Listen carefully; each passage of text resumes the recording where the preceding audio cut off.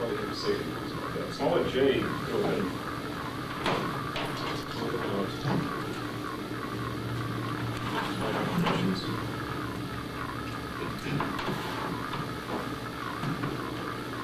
Okay, I'm going to cover 3 different phases of flight: takeoff, in-flight, and landing.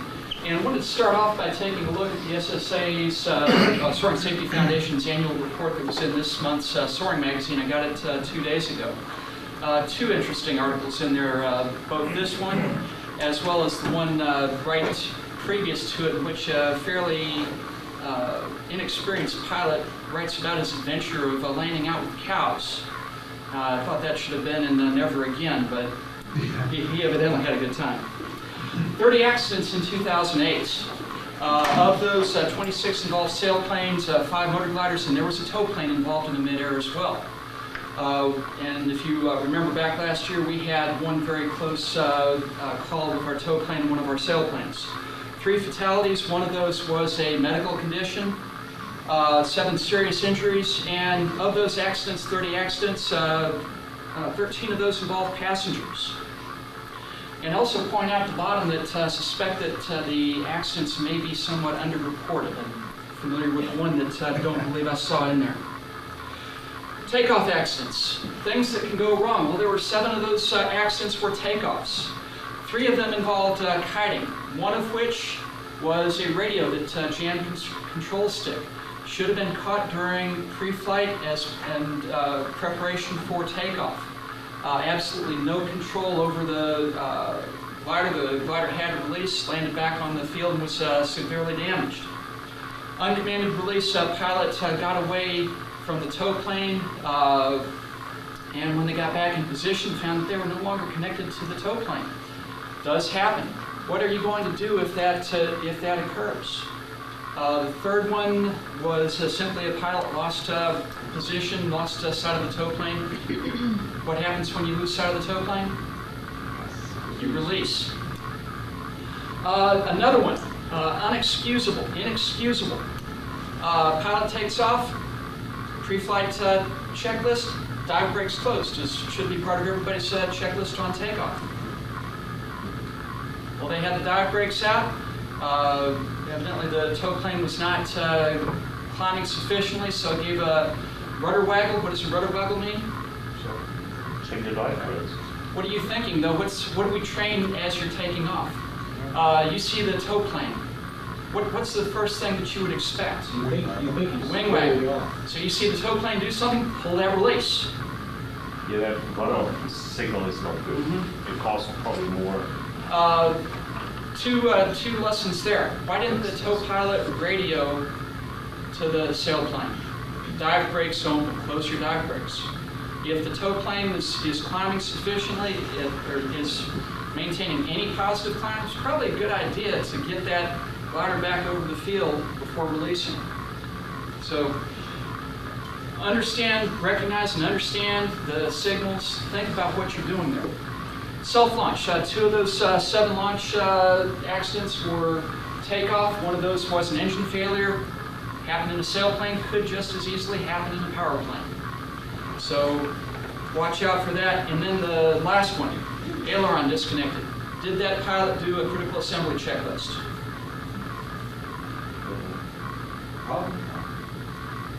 Pretty unlikely. We now have a sailplane that's a club ship.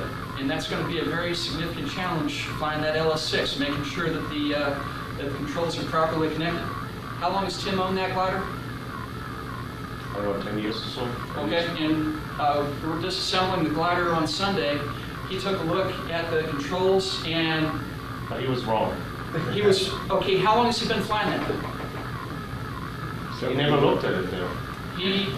He's been flying that plane for 10 years. He looked at the controls and thought they were hooked up incorrectly. No, yeah, but yes, because he was trying to teach everybody and so on. And I've flown it as for a lot of years. The point is different. You do this by feel, and when you look in there, a lot of times you don't really look in there because you do it by feel and you count the. We can talk about it in this. The point is that LS6 demands very close attention to make sure it is properly assembled. Unless you know for certain that the controls are properly connected, I wouldn't fly the plane. Yeah. No, you count the revs on the turns on your hotelier sweeps. Different issue. Okay. And then the last thing, Peter wrote up a flight 2 weeks ago, I think, John Alpha, taking off out of Newcastle with a bit of a tailwind, was it? No, not where we got into our flight. And not when we started rolling. Which, as a matter of fact, the wind had laid down a little bit. Yeah. It had been, but the ground, the wind on the ground, although it changed velocity some, wasn't extremely turbulent. I know that because I know where extremely turbulent. It was later in the flight, right? No, it was late in the flight. Interesting. So it was, I think it was the fourth flight of the day. And at the time that we said, yeah, let's go, the wind was at a lower velocity than it had been for the time prior to that I was there. And it was steady and smooth, kind of a land over ground flow. But that, what we weren't aware of, I guess, was what to come. But we started rolling with the headwind. Okay, was it a shear that you flew through? I think it was a really large thermal type vortex that it hit the field and kind of changed the headwind into almost no wind just as we broke ground. And so that the speed continued. Yeah, the speed didn't increase in a little while, and altitude we didn't gain altitude. But that's what I think it was. It changed wind direction. The wind direction didn't change. It's just this big swirl. Jordan said there was like a 30 to 40 mile gust right when we took off. A gust hit the field, and that had not been typical earlier. Not that strong. People saying that they could barely stand up. A little bit.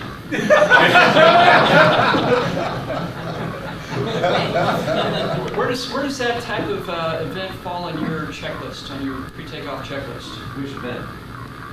What you experienced on the tow out of there.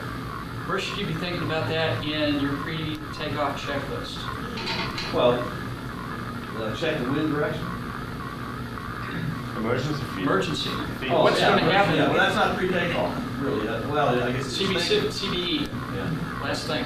What are you going to do if something goes wrong, something unforeseen? Where are you going to go? Well, those are decisions that I made a long time ago, so I don't. I know what they are.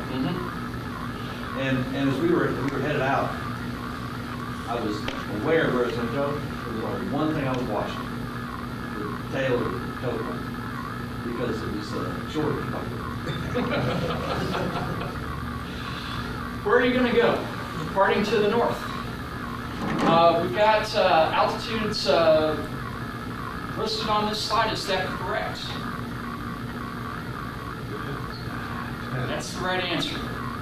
Depends on how high you are, what your conditions are. Are you going into a significant headwind where you're climbing out really well on a cold day? Is it a really hot day? And are you flying over Cole's house at 50 feet? Heading out to the south, not as many options. But there are a couple of fields that you could probably get a glider down into right off the end of the field and walk away from. Knowing the signals, distinguishing between that rudder waggle and the wing wave off. Moving on to mid-flight, 6 free flight accidents. One of those was a tow plane that collided with the glider that they had just released. Now, granted, it was a 233, so it's reasonable to expect that the 233 is going to be beating the tow plane down possibly. How that happened, not sure. Second, 2 gliders at a contest in a thermal lost sight of one another, ran into one another. I think one of the pilots had to bail out. I believe it was a Genesis. 2 controlled flights into terrain. At least one of which was on a ridge. Second was a motor glider that had its landing gear down, stalled in. Mid-air collisions. We had a very close call last year with the tow plane and one of our gliders. How many people have had a very close call with another aircraft? How many people have not? Okay. You will have a close call. What do you do to minimize that?